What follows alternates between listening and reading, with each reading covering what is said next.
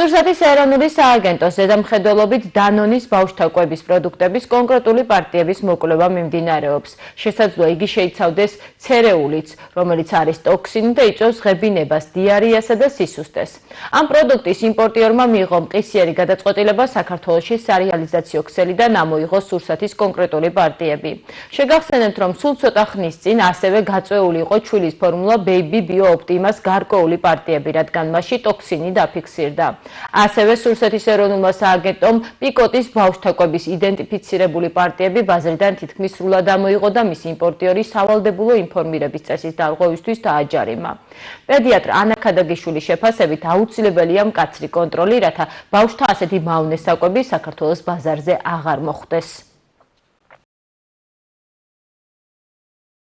ბავშვთა კვება ვიცით, რომ უმნიშვნელოვანესი პროცესია და დედის ბუნებრივი საკვები, რომ ყველაზე შეუცვლელია ბავშვისთვის, ვიცით ჩვენ, მაგრამ არსებობს გამოუვალი მდგომარეობები, როდესაც გვიხდება პედიატრებს დედის რძის შეცვლა ადაპტირებული, დედის რძესთან მიახლოებული საკვებით. ასეთი საკვები პროდუქტები შემოდის საზღვარგარეთიდან, ევროპიდან, ძალიან ისეთი განვითარებული, მაღალგანვითარებული ქვეყნებიდან და იგი მოწმდება სურსათის ეროვნული სააგენტოს მიერ.